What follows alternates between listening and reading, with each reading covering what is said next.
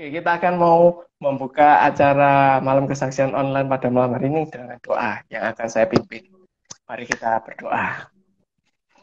Selamat malam Tuhan, terima kasih. Engkau begitu baik, terus memelihara kehidupan kami, terus menjagai kami, baik itu di saat kehidupan kami terasa senang maupun susah Tuhan. Dan biarlah melalui berbagai peristiwa dalam kehidupan kami mau mencoba membagikan melalui pengalaman dari saudara kami yaitu Hani. Melalui setiap pengalaman kehidupannya, biarlah Engkau memberkati, bisa menjadi satu kekuatan bagi kami yang mendengarkan, yang secara live maupun yang melihat tayangan ini secara ulang.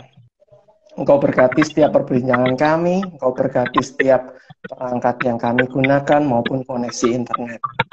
Terima kasih Tuhan, kami mau serahkan di tengah keterbatasan kami ke dalam kuasa-Mu yang tak terbatas. Dalam nama Tuhan Yesus kami berdoa. Haleluya. Amin. Oke, terima kasih ini untuk waktunya ini ya. Sister kita ini. Ya, ini ngomong-ngomong soal genggaman tangan Tuhan dikala tak melihat harapan. Memangnya Tuhan itu tangannya selalu menggenggam atau gimana? Ada kisah apa di balik ini gitu ya? Nah, kayak genggaman seolah-olah kayak anak kecil yang butuh tangannya digenggam gitu ya. Nggak mau dilepaskan. Oke. Silakan. Gitu ya. Boleh ceritanya. Oke. Cerita aja ya berarti ya. Baik. Kenapa judulnya Genggaman Tangan Tuhan gitu? Kalau ini sebenarnya cerita lama gitu ya, cerita yang pernah saya alami dari tahun 2000 berapa berarti ya? 2021 kemarin sih sebetulnya. Tapi ini juga relate dengan peristiwa saya di 2007 dan di waktu saya tiba di Cina. Kurang lebih sama story-nya gitu ya. Apa? Sakit gitu. Kenapa dibilang genggaman Tuhan?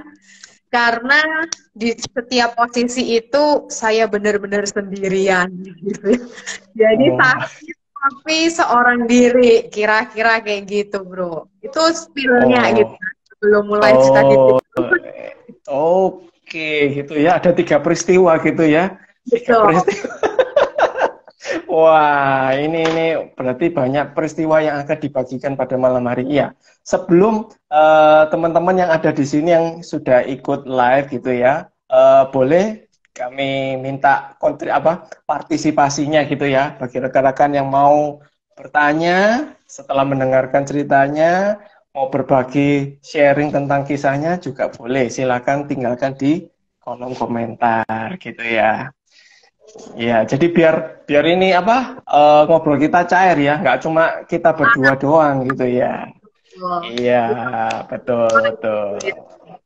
Oke, ya kita lanjut sekarang. Mulai dari kisah yang terlama dulu. Ini yang di mana ini, Sis? Silakan ini yang di Cina atau yang 2027 itu tadi ya? 2007. Itu paling lama 2000. Nek 2027 belum terjadi. Iya, belum ya, lupa sorry. Sorry, dikurangi 20 tahun maksudnya gitu ya. Salah sebut saya. Siap. Jadi di 2007 saya kesempatan pertama kali kerja keluar dari Surabaya di Jakarta. Pertama kali pula saya masuk rumah sakit gara-gara tipes dan DB. Jadi seumur hidup saya nggak pernah masuk rumah sakit dan itu terjadi. Waktu itu saya sakit, awalnya kita mikir cuman ini ya, capek-capek masuk angin. Saya di kos, terus kebetulan tetangga kos saya titik-titik gitu, saya minta kerokin, dan nggak tahu gimana saking semangatnya dikerokin itu satu badan, dari atas kepala itu leher dikerokin semua sampai kaki-kaki. Pertama kali gitu ya, sampai betis kerok karena saya belum berhenti. Oke. Iya.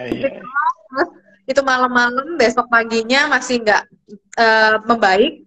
Saya ditidurkan sama ibu kos itu di kamarnya dia, gitu ya. Itu amazing karena saya rasa nggak ada anak kos yang bobok di kamarnya ibu kos. Iya. Terus ternyata masih nggak membaik. Siang itu saya muntah-muntah. Sore anaknya ibu kos itu datang untuk membawa.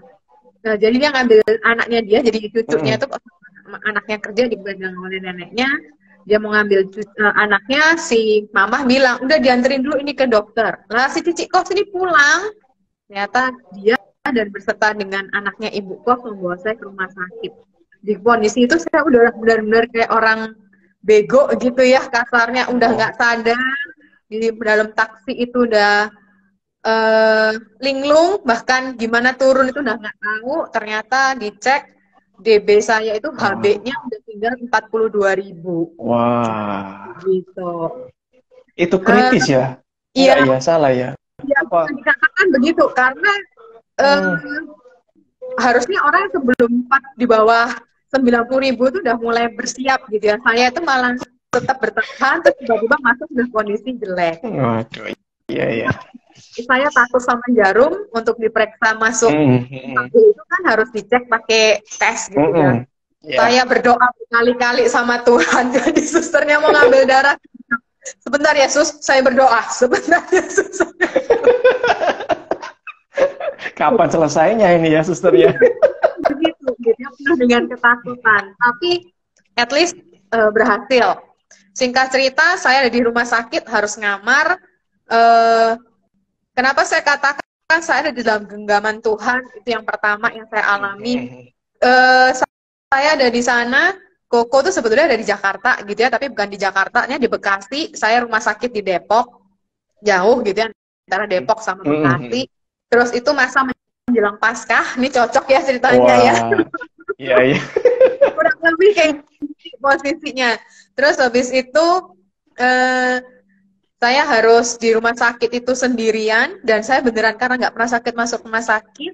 Teman-teman di Carrefour itu datang bawain makanan. Waktu itu masih ada jeruk sama kayak hari ini gitu ya, jeruk pohon kami itu masih ada. Dimakanlah si jeruk, yang ada saya muntah-muntah, namanya orang lagi kena tipes, nggak boleh makan asam, saya nggak ngerti. Makan, muntah-muntah dimarahin suster gitu kira-kira. Maksud baik tapi responnya itu ya kurang. Sama-sama bego gitu ya, nggak pernah sakit. Terus itu nggak sampai di situ aja. Yang menarik, banyak orang itu bertanya kemana mama papahnya, atau siapa keluarga itu, karena beneran sendirian. Jawaban saya tidak ada. Jadi kalau setiap suster atau dokter datang meriksa, ditanya, ini keluarganya mana? Nggak ada, ya saya sendiri. Kalau mau ngambil ini disuntik obatnya keras gimana? Suntik aja gitu. Ya diri sendiri yang tetangga sebelah kamar berdua, tetangga sebelah saya itu cewek yang ditungguin sama mamahnya. Kali-kali dia yang nengokin bilang, Mbak kalau kerasa apa-apa bilang ya. Iya. Itu menurut saya sebuah miracle begitu ya. Orang tua saya ada di samping saya, mungkin apa namanya, mama papa mungkin cuma chatting, waktu itu masih belum model gini ya, call masih handphonenya, kameranya di belakang gitu lah kira-kira, cuman teleponan tiba-tiba anaknya di rumah sakit. Pasti setiap hari pagi, siang, sore, malam mama papa pasti akan nggak telepon ya chatting gitu ya, nanya kabar. Tapi sampai saya ada di rumah sakit kurang lebih 2 minggu, pas 2 minggu kalau nggak salah, di tengah itu ada libur Paskah. Koko saya datang sama calon ipar saya di kala itu, nginep semalam. Jadi karena kamar itu nggak ada tempat buat penunggu, jadi tidur di lantai. Asik banget gitu ya, tidur di lantai cuma semalam, terus besoknya harus balik lagi karena bersiap kerja. Iya, itu peristiwa pertama saya gitu ya, 2007, benar-benar sendirian bersama dengan Tuhan versi saya. Oh, wah, ya ini ada yang langsung ngasih respon ini, ngasih feedback komentar ini dari Raihan FK 747. Sedih dengernya. Ya, bawaannya pasti baper gitu ya, apalagi sorry to say gitu ya, ini perempuan ini gitu ya. Nah, bayangkan ini ya, kalau memang perempuan berada di kota Jakarta, apalagi misalnya kalau di Jakarta itu benar-benar sendiri, nggak kenal sana sini dan sebagainya, rawan lah istilahnya. Nah itu gimana itu menangani hal itu? Kok sampai ya apa ya? Kalau boleh dikatakan kayak pejuang tangguh ini ya, apa-apa sendiri gitu ya. Iya, itu nggak lucu gitu, karena masuk rumah sakit kan harus bayar istilahnya apa ya, betul. DP kali deposit Ya. gitu ya. Itu Iya. juga bayar cici kos itu yang ngerokin saya. Gitu. Oh. Jadi benar-benar saya juga nggak sadar. Artinya karena terlalu drop gitu ya HB saya, jadi kayak orang linglung gitu, nggak ngerti apa-apa, jadi semua yang ngurusin cici kos. Saya selalu ingat mama papa ketika, terutama mama gitu ya, telepon, dia bilang, sorry ya dek, mama nggak bisa ke Jakarta, papa nggak bisa, karena ternyata papa saya dengan itu juga sakit gitu ya, stres mungkin ya. Iya. Mama cuma bilang satu, itu jadi penguatan saya bahwa nggak ada mama papa itu, tapi ada Tuhan loh. Artinya kamu nggak perlu hadirnya manusia, tapi kamu ada Tuhan yang selalu ngelindungin dimanapun itu gitu. Jadi bagi saya ya sih bener, ya udah itu penguatan saya. Kalau orang bilang pejuang tangguh, ya beneran tangguh gitu ya. Kenapa? Ya beneran nggak kenal ibu sebelah tetangga, orang yang sakit siapa I don't know gitu. Tapi ya saya percaya Tuhan ada gitu. Maka Iya. gitu ya. Iya. Terulang lagi gitu ya. Nah ini terasa perempuannya gitu ya. Kalau nggak nangis kayaknya terlalu kurang feminin gitu. Enggak. Justru nangis ini, dengan menangis ini mungkin terasa lebih kuat ini, biasanya gitu sih. Oke, berarti Tuhan itu tetap baik gitu ya, menghadirkan kayak cici kos dan lain orang-orang yang di sekitar untuk bisa membantu gitu ya. Betul. Meskipun ya bukan kenal-kenal deket gitu ya. Iya. Itu nggak seagama. Cici kos saya tuh Buddha, tetangga saya Muslim. Waduh. Kok saya itu tadinya Kristen jadi Muslim karena menikah, jadi sehingga keluarganya Muslim dan mereka semua yang take care saya. Jadi benar-benar genggaman tangan Tuhan itu hadir gitu ya. Iya. Kalau kita orang seiman, bagi saya ya enggak juga, di sekeliling kita siapapun bisa menolong gitu. Oke, iya, ngomong-ngomong soal ini tarik mundur gitu ya. Kalau ngomong-ngomong soal soal komunikasi apa-apa lancar semua ya. Maksudnya di sini berarti bukan agama itu bukan sesuatu penghalang gitu ya untuk keberagaman gitu ya. Betul. Kan kita kadang berpikir yang seiman nih yang pasti akan taking care kita. Di sekeliling kita nggak bisa milih siapa sih yang bakal taking care kita gitu. Iya. Wah, indah sekali gitu ya. Iya. Oke. Nah, waktu ini merasa sendirian, sister merasa sendirian itu gimana? Ya itu pernah nggak? Ya pasti ada momen-momen kangen ya. Kangen itu dalam arti gini, sekuat-kuatnya orang kalau bagi saya pribadi ya, pasti ketika mengalami hal yang sulit itu kok misalnya kangen ya, kalau di rumah misalnya saya sama mama diperlakukan gimana, diemong gitu-gitu, pernah enggak itu kayak gitu? Kayak momen memori. Waktu sakit yang di rumah sakit nggak kerasa itu, karena beneran 8 atau 10 hari itu saya beneran naikin HB itu berat gitu ya. Kenapa ya? Karena saya harus berjuang sendiri. Otak itu beneran bodoh banget gitu ya, diajak orang tuh nggak nyambung, jadi nggak kepikir. Nah, waktu sebelum masuk rumah sakit, bobok di kamarnya ibu kos itu sedikit kerasa mama enak, tapi karena ibu kos itu taking care, jadi nggak begitu dalam feelingnya.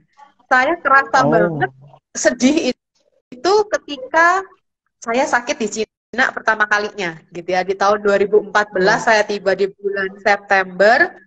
Itu masih musim gugur. Desember saya flu pertama kali. Kenapa? Karena nggak pernah musim dingin. Dan kita orang ada yang pakai baju di double. Iya, betul. Jadi, kayak kaget nggak siap ini. Iya, betul. Jadi kalau orang itu meskipun kita pakai winter coat, bukan berarti terus dalamnya kaos tipis gitu, nggak boleh ya. Tetap harus Kayaknya enggak gitu. Saya takutnya itu tetap baju tipis karena bagi saya kan udah tebel di luar. Nah Iya, akhirnya itu iya. masuk angin gitu ya. Awalnya tuh mikir masuk Wah, angin, ya memang flu. Sampai orang dokter di Cina tuh kira saya takutnya bronkitis karena kan beda negara takutnya nggak biasa dengan musim dingin. Tapi ternyata nggak, cuman flu yang parah gitu. Nah itu yang saya beneran kerasa sampai nangis-nangis terus kayak kemimpi mama. Kenapa? Karena biasanya kalau di rumah sama mama mulai kerasa nggak enak itu terus minum obat, datang bawain gelas sama minum obat, malas makan, mama datang nyuapin gitu. iya, iya, iya, iya. Betul, betul. Ada momennya kepingin orang sakit itu diperhatikan gitu ya, dilayani gitu.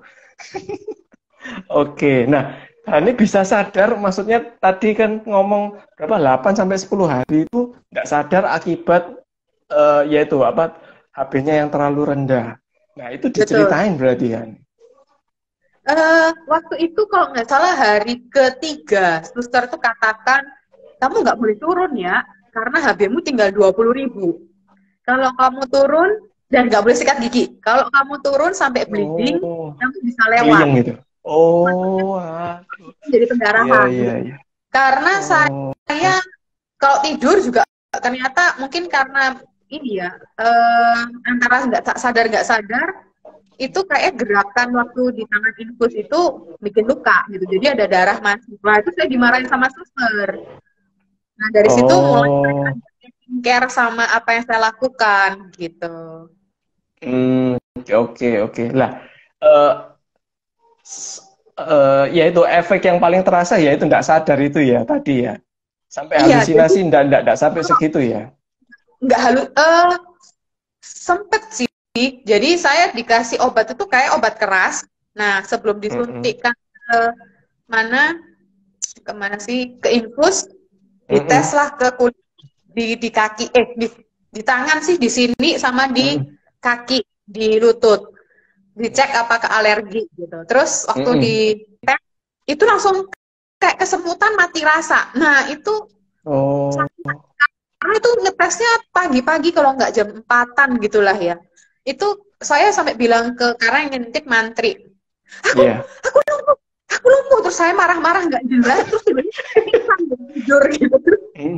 Oh, iya. dari yang tangan, terus kebangun lagi karena sakit, jadi suntikan tuh sakit di kaki gitu lagi. Jadi terus saya marah-marah, endingnya udah gitu. Terus saya Oh, dikasih suntik itu dikasih buletan, dipakai bolpen gitu. Paginya itu iya. mungkin jam 6 jam 7 kebangun kok ada bolpen. Jadi kayak tadi tuh saya ngimpi apa enggak sih gitu. Ya mungkin kalau pagi terus sesuatu yang menyakitkan terus tiba-tiba nggak bisa gerak gitu. Jadi kayak orang ya bisa dikatakan agak halusinasi ya. Jadi kayak saya sempat Mm-mm. bilang sama suster itu, iya tadi pagi marah-marah si mantrinya dipukul katanya gitu. Wah, Mungkin kenapa menghindarin sakit ini karena iya, pukul iya, panas iya. sakit Mm-mm. gitu. Mm-mm. Oke, oke. Nah, waktu honey down gitu ya, honey down itu kan banyak dukungan gitu ya, salah satunya dari mama. Nggak ada dukungan-dukungan lain nggak? Selain ya mungkin dari itu ya, rekan sekamar sebelah itu ya, yang ibu itu, eh, ada nggak orang-orang lain yang kasih support? Mungkin anak-anak kantor gitu ya. Iya, lebih banyak kan waktu itu saya di Carrefour ya, jadi teman-teman SPG Mm-mm. staff itu datang gitu. Tapi nggak sering gitu ya. Cici kos itu datang ya waktu pertama kali aja. Selebihnya saya sendirian. Jadi terus si tetangga sebelah itu saya nggak sampai seminggu apa dia udah pulang. Jadi beneran Wah. sisanya itu saya bener sendirian. Sebelum kalau nggak salah hari ke-11 apa ke-12 itu trainer saya datang untuk Mm-mm. nanyain karena planningnya saya mau dilempar ke Palembang di kala itu. Jadi mau nggak gitu kamu dilempar. Hmm. Nah saya ya namanya juga masih otaknya nggak nyambung ya saya bilang sama papa gitu. Jadi si trainer saya malah ngomong sama papa bukan ngomongin sama saya karena otaknya benar-benar nggak ada di situ gitu. Mungkin efek obat atau apa dan lucunya di hari ke-13 karena udah harus persiapan keluar besoknya, saya harus turun sendiri ke bawah ke lobby untuk ngurusin administrasi. Nah, kesalahannya selama itu kan mindsetnya tuh kalau sakit ya tidur gitu ya, banyak baringan. Jadi saya banyak berdiri. Kalau berdiri itu paling nggak lama dari sejam terus tidur lagi. Nah, saya 7 harus turun ke bawah. Naiklah lift gitu ya. Nah, itu untuk marah-marah. Kenapa? Karena versi saya ini kok liftnya kok nggak bener sih, oleng-oleng. Ini liftnya mau jatuh ya, padahal sebenarnya saya yang oleng. Jadi saya jalan itu lambat sampai pegangan ke dinding sampai menuju ke tempat administratif. Terus ditanya, Mbak, ini nggak apa-apa. Ini yang sakit siapa? Saya. Terus ini mau ngurus sendiri gitu. Iya, gimana? Dokter saya dilepas gitu infusnya. Cuman orangnya bingung gitu ya, kenapa? Lawan jalannya merambat-merambat kok ngurusin diri sendiri. Ini bener gitu. Terus ya udah dipaksain aja naik turun sendiri. Dokter jadi bener-bener waktu itu di rumah sakit saya ingat betul, hari terakhir minum obat, hari terakhir terus pulang. Jadi di jam itu saya suruh pulang, langsung dijemput sama cici kos, diajak pulang pergi ke kos. Oke, iya. Ya bisa kebayang ya, maksudnya yang kesehariannya mungkin tidur, kalau tiba-tiba harus berdiri dan berjalan, melakukan aktivitas yang berat ya pasti ya tubuh ini kan pasti butuh ini ya, penyesuaian gitu. Iya, betul. Oh, saya saja kalau pengalaman dari rumah sakit tidur terus tiba-tiba duduk pun loh, rasanya kayak mau ngeliyeng gitu ya kalau nggak dilatih, makanya kan. Benar. Betul. Iya. Oke. Bersyukurnya satu momen itu sudah terlewati gitu ya. Satu momen itu terlewati dan sampai next ke momen berikutnya yang di Cina itu tadi ya. Nah, kok bisa ini Hani bisa ke Cina ini, gimana ceritanya nih? Kok bisa nyasar ke sana gitu loh? Gitu. Waktu itu ada sayap sih, terus nempel di punggung berangkat. Oh enggak sih. Oh gitu. Oh. Kalau saya mau model teleport ya, langsung ke sana, nggak perlu saya. Ada saya kesempatan dapat beasiswa sekolah S2, terus saya berangkat ke Cina gitu. Oke. Nah, di Cina berapa lama ini, Ani? 3 tahun 8 bulan tepatnya. 3 tahun 8 bulan. Oke, nah selama di sana penyesuaian apa yang perlu dilakukan ini? Nah, yang beda dari Indonesia dan sana, kayak mungkin bahasanya atau budayanya, apa karakter orang lingkungannya gimana? Kalau saya pikir yang paling butuh banget penyesuaian itu bahasa begitu ya. Saya bener-bener struggle 6 bulan itu nggak berani kemana-mana, bukan karena apa. Orang Cina kan nggak terlalu fasih bahasa Inggris ya, bahkan di daerah saya, di luar itu nggak bisa bahasa Inggris, jadi kita dipaksa semua Mandarin. Nah saya pernah kursus di Indonesia, tapi kita di Indonesia itu kalau logatnya salah-salah pun kan it's okay ya, karena kita masih bisa nanti, ini maksudnya ini gitu, ada orang Indonesia yang kan. Tapi kalau di sana kan salah logat atau salah nada, salah arti gitu. Sehingga arti betul. Nyambung, benar-benar joko tembung. Akhirnya saya 6 bulan itu cuman asrama, tempat makan di kantin, tunjuk, udah oke, ya udah pulang gitu. Ke kampus gitu terus. Pokoknya cuma tahunya rutinnya asrama, kampus, pasar yang bisa saya tunjuk, saya bisa beli. Suatu ketika di dekat asrama itu ada kayak restoran gitu, restoran kecil yang memang juga harganya murah gitu untuk para pekerja. Tapi semuanya bukan gambar foto, tapi tulisan gitu. Ya udah main tunjuk kita makanan datang, ini ada dagingnya gitu ya, ini semuanya sayuran atau bahkan sayuran apa gitu. Tapi ya udah deh gitu. Karena mikirnya cuma yang harga murah gitu. Iya. Sekolah saya nggak bisa ke gereja, kenapa? Takut kesasar, orang nggak bisa baca. Mau naik bus karena nggak bisa baca. Ya akhirnya setiap Iya, hari iya.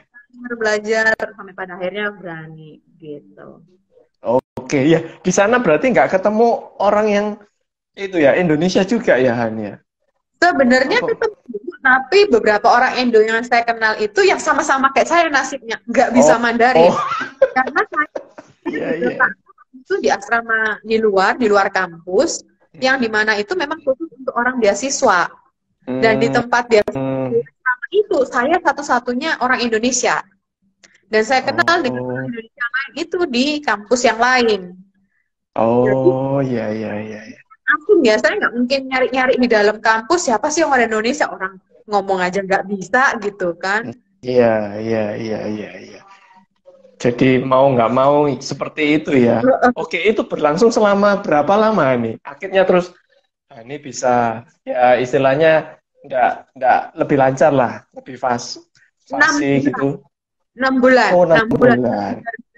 Jadi 6 bulan itu belajar sambil nyari tahu, masuk ke grupnya orang Indonesia, baik yang kan kampus kami di Cina itu waktu itu ada 6 kampus. Hmm. Nah, dalam satu kota itu, enggak sih, 5 kampus di dalam satu kota, 2 kampus di luar. Jadi ketika saya lulus itu ada 2 kampus tambahan di luar kota. Nah, di dalam kota itu ada 5 kampus, kita nyari supaya apa kan? Kalau dalam satu kota pasti karena gereja itu nggak banyak gitu ya. Jadi kita bisa cari gereja, nanya-nanya tuh sama anak-anak, naik apa, bus mana, nomor berapa, Iya, iya. bisa itu. Sambil saya ngafalin. Terus saya mulai itu jalan 6 bulan tuh sambil sedikit-sedikit naik bus, nggak ada tujuan, cuman pak ngafalin dan tahu rute Iya. bus. Jadi dari Oh, sana iya, iya. turun naik pulang lagi, jadi nggak ada tujuan. Iya, iya, iya. Gitu. Wah, iya, iya. Ini tips yang bagus ini ya. Bagi yang mau pelancong-pelancong gitu ya. Bisa dia. Oke. Iya, oke. Itu hal kecil ya bagi saya. Kalau menurut saya itu hal kecil ya. Maksudnya omong-omongan keseharian. Nah, kalau misalnya materinya sendiri, apa namanya, pelajarannya sendiri gimana? Itu apakah ya bahasa Cina juga? Bahasa Mandarin? Jadi setahun saya dapat kursus gratis untuk belajar Mandarin dari speaking, terus habis itu writing sampai ke grammar, terus masuk dunia kuliah full Mandarin, nggak ada dosen yang pakai bahasa Inggris. Mandarin. Oh gitu ya.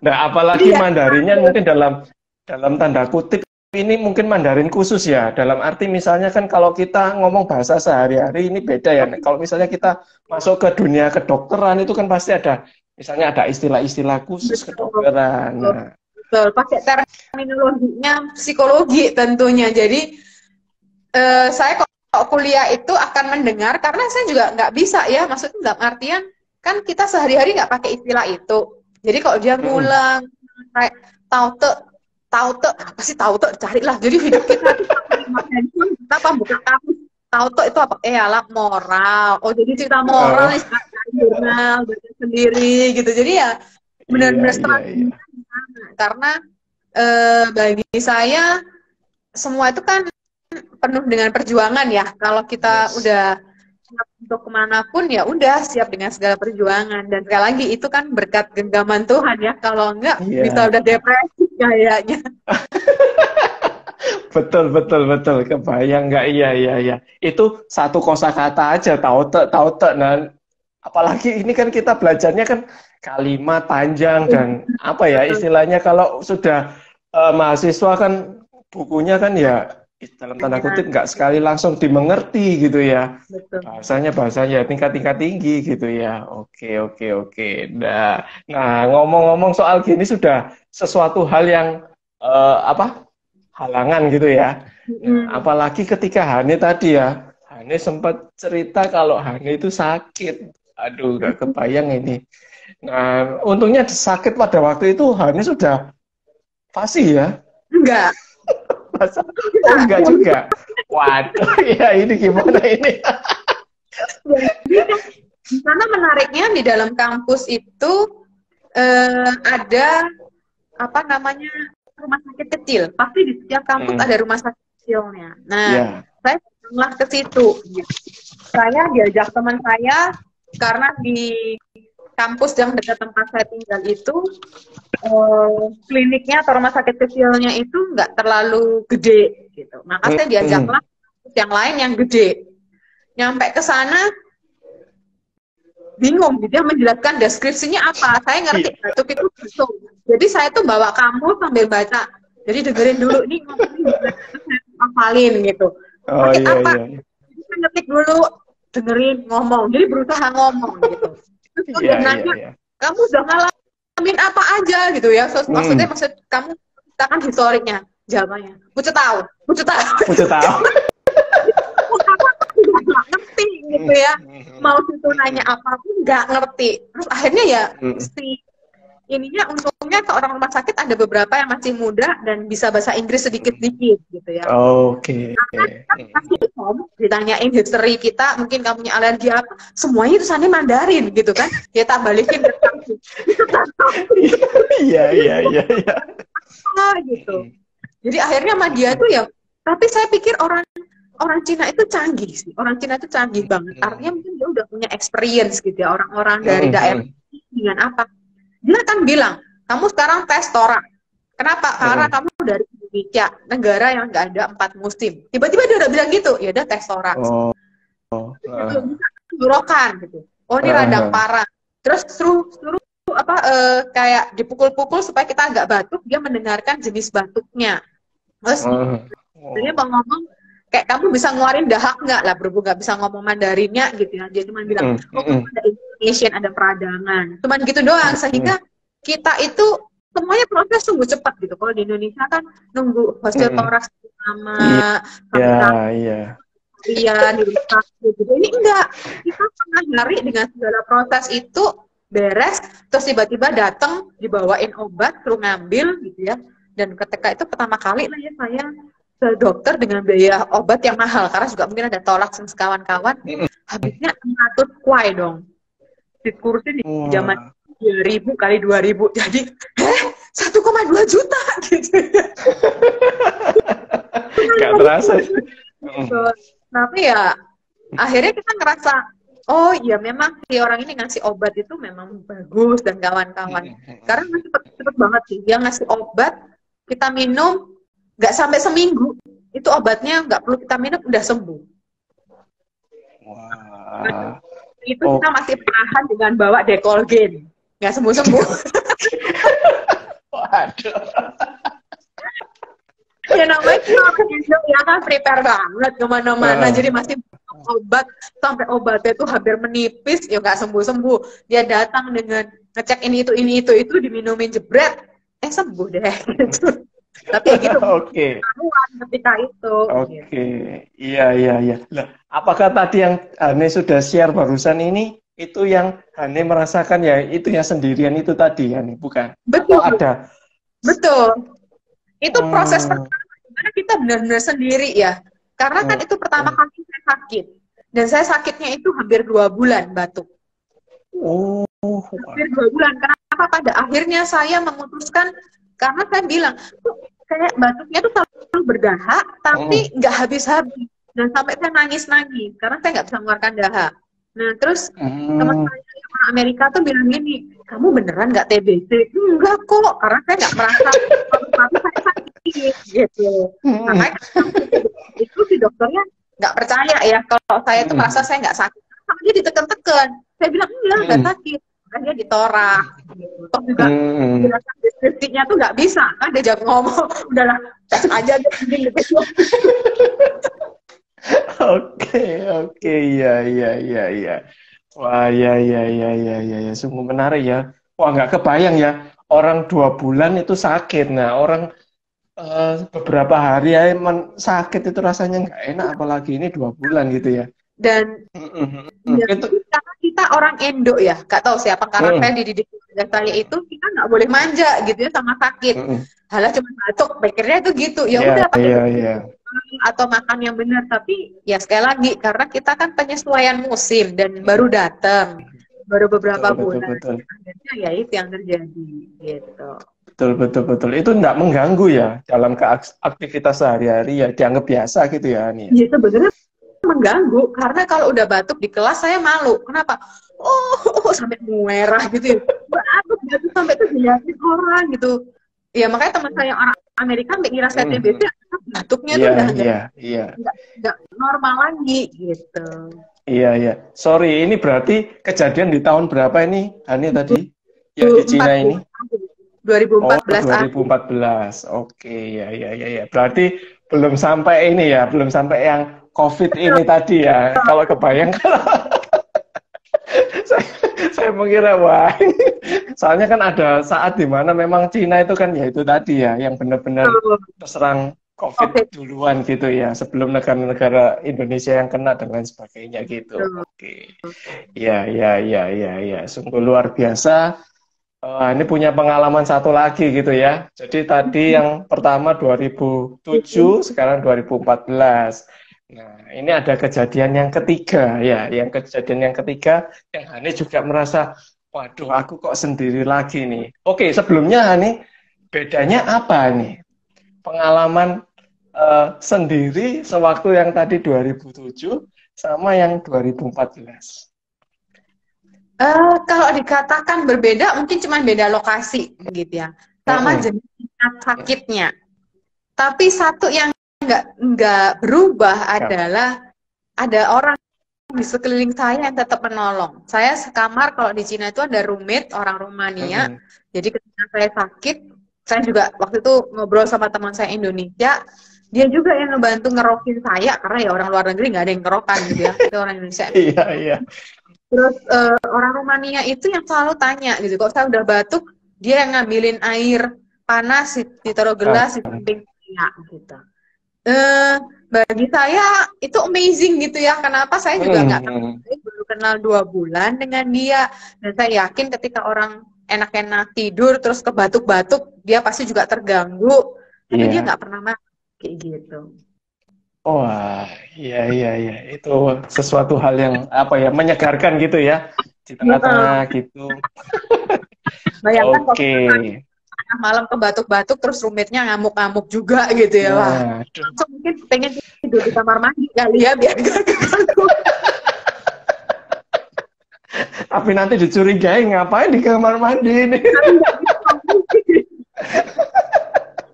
Iya. Oke, sekarang kita beranjak ke kisah yang ketiga gitu ya. Kisah yang paling baru ini ya. Ini yang juga merasakan sakit jalani sendiri. Nah, itu seperti apa ini ceritanya?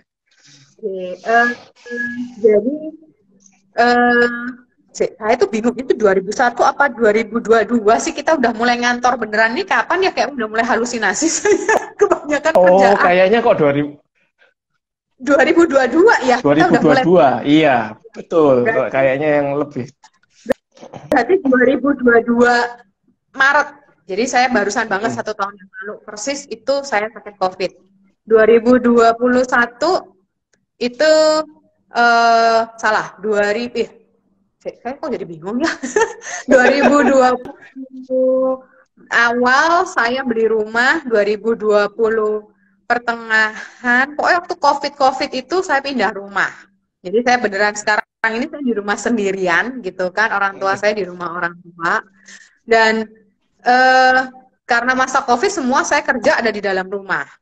Kadang saya masih nakal, pengen jalan-jalan saya out, tapi itu jarang banget gitu. Nah hari itu momen beneran saya lagi hektik banget, banyak kerjaan. Terus saya setiap hari di depan laptop, dulu kan canggih ya, laptopnya, handphone, Zoom semua gitu, laptopnya bisa gitu. Nah, itu jalan semua kayak gitu, tiba-tiba saya tuh enak-enak ngajar, saya ngerasa kayak kita sakit tenggorokan biasa, karena saya kena yang Omikron kan. Gitu. Terus ya udah saya pikir, oh mungkin terlalu banyak ngomong gitu ya, udahlah minum air hangat gitu doang.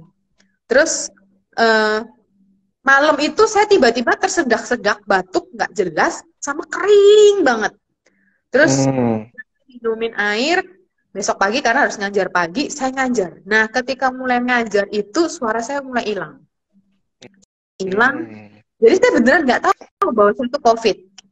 Hari ketiga saya beneran baru tes COVID. Jadi saya hidupnya.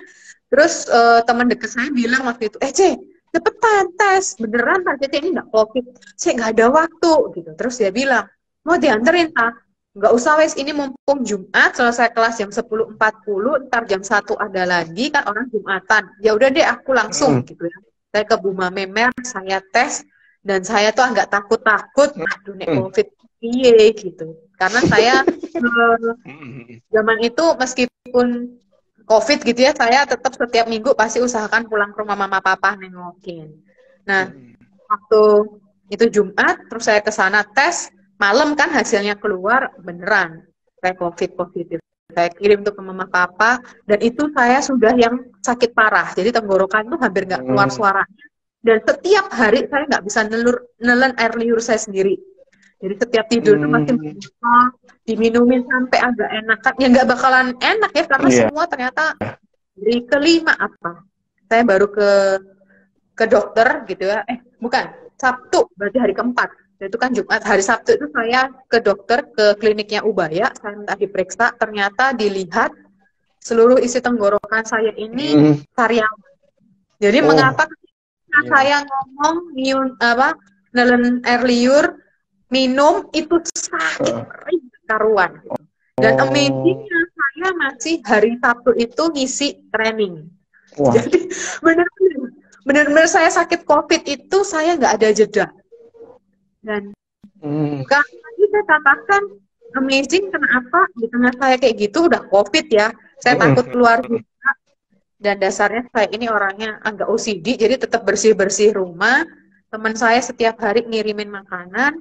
Saya nggak bilang siapa-siapa, saya cuma bilang ke teman deket, sama ada mahasiswa saya yang cukup dekat, sama dekan saya. Dekan saya ngirim saya di hari Sabtu itu probiotik, terus saya nggak tahu dari mana teman saya kantor itu tiba-tiba bilang, kan kamu kena COVID? Iya Mbak, dia kirimin itu 2 hari makanan. Di sini Kak Diana gitu dari KA juga ngirim makanan, dan jadi saya itu tiba-tiba kayak semua akan datang kirim makanan. Padahal mama papa saya cuma nanya, kamu bisa makan dek, beli makanan apa gitu. Awal-awal tuh saya berusaha makan, dipaksain makan karena kan sakit, beli bubur, lama-lama ya enak juga ya tiba-tiba makan. Iya. Bisa makan, makan bubur. Dan sekali lagi saya katakan kenapa itu genggaman Tuhan. Orang tua saya tetap sekali lagi nggak berbuat apa-apa. Kenapa mama papa saya kan juga udah tua ya. Terus kan nggak boleh kemana-mana. Di masa itu mereka rawat-rawatannya. Betul, mama papa saya ada komorbid. Jadi ya udah stay di rumah dia gitu. Cuma satu pesannya, doa ya Dek, mama papa juga berdoa. Maka bagi saya itu kasih Tuhan itu luar biasa gitu. Saya ngerasa saya sendirian. Saya ngerasa saya nggak ada orang terdekat, tapi Tuhan selalu ngirimkan orang-orang terdekatnya melalui tangan-tangan siapapun gitu ya, nggak peduli agama apa, orang siapa, sedekat apa hubungan saya dulu dengan dia, nggak peduli, dia kirimkan itu ke saya. Gitu kira-kira. Iya, siap. Wah, rasanya tersentuh lagi nih gitu ya. Berarti memang Tuhan itu luar biasa bisa menyentuh di hati lubuk kita gitu ya. Iya. Luar biasa memang. Ya, waktu Hani kena COVID, nah sebelum-belumnya itu Hani berpikiran seperti apa? Apakah mungkin tentang COVID-nya sendiri? Ada pikiran-pikiran jelek nggak? Sebenarnya kan COVID kan macam-macam ya. Iya, karena saya mikir gini, saya sampai hasil COVID itu keluar, saya baru meyakini saya kena COVID gitu. Kenapa? Karena saya nggak kemana-mana gitu ya. Setiap hari ketika itu lagi hektik-hektiknya kan saya di rumah. Waktu itu saya ditanya, kok bisa kamu kena Dek? Kamu habis maksudnya ada beli makanan, terus kamu bersentuhan. Karena saya kadang itu kalau datengin Gojek ngirim itu saya nggak pakai masker gitu kan, pikirannya ngambil doang gitu. Iya. Enggak sih, saya beberapa waktu ini masak gitu. Jadi saya nggak bersentuhan sama orang luar gitu. Terus lagi saya di rumah terus kok mah gitu. Ya, saya setelah menganalisa, saya waktu itu tanya juga ke dokter waktu periksa itu, ya karena kecapean kecapean, stres gitu ya. Tapi saya terus upayakan bisa mengerjakan semua tugas-tugas, kira-kira gitu. Nah, sehingga saya nggak mikir apa-apa tentang COVID-nya. Ketika beneran dapat COVID, sempat berpikir gini, wah lega nih habis ini saya bisa istirahat. Kenapa? Ternyata obat yang dikasih itu beneran kayak orang pingsan ya. Jadi kalau habis obat itu, ngantuk banget, langsung tidur gitu. Udah bangun, ingat PR-nya, ternyata salah gitu. Kenapa? Tuhan bilang, karena semua orang itu saya tanya bisa gantiin nggak? Sebelum saya mau nanya itu orang lain sudah jawab, sorry, saya sibuk. Nah, saya mau nanya itu takut ya kan dan sungkan. Nah, dia udah bilang sibuk, masa saya. Jadi saya katakan saya sakit, saya mau bilang minta tolong, nggak ada. Jadi ya udah jalanin. Minum obatnya kapan? Kalau selesai ngajar baru saya minum. Ngajarnya itu ya berarti setelah siang. Jadi obat itu kadang sejujurnya nggak sesuai aturan gitu ya. Harusnya pagi, siang, sore, malam. Kalau saya mah jangan pagi. Kalau habis minum obat kan ngantuk tuh kan. Kalau ngajar. Iya. Nggak ngajar, iya betul. Ya udah selesai ngajar, harus saya minum.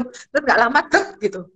Terus saya matikan handphone, bangun udah banyak chatting, harus ngerjain ini tuh, bangun lagi kerja lagi gitu.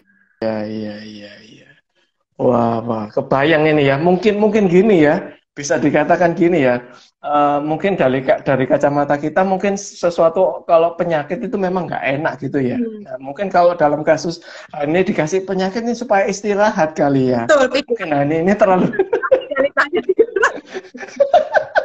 biar rehat gitu ya. Kalau kata teman saya, kamu itu udah jatuh ketimpa tangga lagi katanya, udah kena COVID, mau minta ganti nggak ada yang ganti. Kaidah melongso gitu ya. Iya, tapi bersyukur itu tadi ya. Wah, ini ada pertanyaan, ada tanggapan dari Bu Peggy. Makasih Bu Peggy ya. COVID ngajar apa gak nulari? Kan ngajarnya pakai layar tante. Jadi layarnya mungkin yang gak berinteraksi langsung gitu ya, gak nulari jadinya. Iya. Masih COVID kan. Betul. Ya, semoga Bu Peggy menjawab ya. Nah, ini dia rekan sepelayanannya. Terima kasih buat pertanyaannya. Oke. Ini nggak terasa ini kita sudah ngomong panjang lebar sudah 1 jam ini gitu ya. Iya. Ya, padahal kita ceritakan belum ngapa-ngapain. Oh, belum ngapa-ngapain. Wah, ini baru ini ya. Apa namanya? Latar belakangnya ya. Baru pendahuluan. Belum masuk bab 1, bab 2 ini ya. Teori, bro. Oke. Wah, ini pasti banyak kisah-kisah. Nah, ya dari sharing-sharing yang sudah kita dengerin, bahas bersama-sama. Nah, kesimpulan apa yang Hani bisa ambil ini dari kisah-kisahnya? Ya, kalau saya selalu berpegang teguh bahwa kalau Tuhan katakan kan Tuhan tuh nggak pernah meninggalkan gitu ya, seperti saat Yesus disalib sebelum dia meninggal, dia katakan Eli lama sabachthani begitu ya, jangan tinggalkan aku gitu. Sesungguhnya Tuhan sekalipun nggak pernah ninggalin kita gitu. Kalau kadang kita mikir Tuhan aku sendirian, aku takut, nggak ada keluarga, aku lagi suffering, aku lagi sakit, aku lagi apapun. Sesungguhnya Tuhan tuh selalu ngelihat, cuman mau nggak sih kita ngelihat? Jangan-jangan kita yang malah menutup mata terus kita nyari-nyari yang lain gitu. Jadi apa yang saya bisa simpulkan, kalau saya cenderung melakukan refleksi diri. Sudah nggak sih kita itu tetap kembali ke tangan Tuhan gitu. Tuhan tuh megangin terus, tapi kita kalau melarikan diri ya bisa gitu. Tapi mau nggak sih kita tetap megang tangan Tuhan gitu. Iya. Siap gitu ya. Oke, apapun masalah kita gitu ya, seberapa berat tetap itu ya, refleksi itu ya. Tuhan, betul. Sudahkah kita mengarahkan pandangan kita ke Tuhan gitu ya, pegang tangan Tuhan gitu ya. Wow. Ya, terima kasih buat sharing-sharingnya. Terima kasih. Kita akan tutup ya perbincangan kita pada malam hari ini dalam doa. Mungkin minta Hani tutup dalam doa. Boleh ya? Baik, mari kita berdoa. Tuhan Yesus, terima kasih ya Tuhan untuk kasih setiamu dalam hidup kami. Mungkin kami tidak pernah bisa melihat apa yang akan terjadi dalam hidup kami, apa rencanamu dan apa yang harus kami perbuat. Tetapi ajarkanlah kami ya Tuhan senantiasa selalu memandang salib-Mu, selalu memegang tangan-Mu dengan begitu eratnya. Engkau punya rencana yang indah dan selalu indah atas hidup setiap kami. Tuhan, jika kami saat ini sedang dalam keadaan yang kurang baik, entah itu karena sakit, entah karena banyak masalah, atau mungkin karena banyak ketakutan-ketakutan yang tidak kita sadari. Tapi ajarkanlah kami selalu memandang Engkau ya Tuhan, Sang pemilik kehidupan dalam hidup kami. Terima kasih ya Tuhan atas pengampunan-Mu bagi hidup kami, yang mungkin banyak sekali kami lakukan kesalahan, tetapi Engkau tidak pernah sekalipun meninggalkan kami. Hanya kepadamu kami memohon Tuhan, kami telah berdoa dan mengucap syukur. Amin. Amin. Wah, terima kasih ya Hani buat kesempatannya, buat sharing-sharingnya. Wah, semoga ini menjadi kekuatan pastilah buat kita-kita yang lagi kesusahan, lagi masa-masa sulit, kita boleh terus dikuatkan, kita saling bergenggaman tangan untuk sama-sama itu ya menggenggam tangan Tuhan gitu ya, supaya harapan itu selalu terus terlihat gitu ya. Oke, sukses selalu buat pekerjaannya yang hektik gitu ya. Sehat selalu. Terima kasih rekan-rekan buat yang sudah join, yang sudah bertanya-tanya. Terima kasih. Sampai ketemu minggu depan di acara Malam Kesaksian tentu dengan tema dan sumber yang menarik lainnya.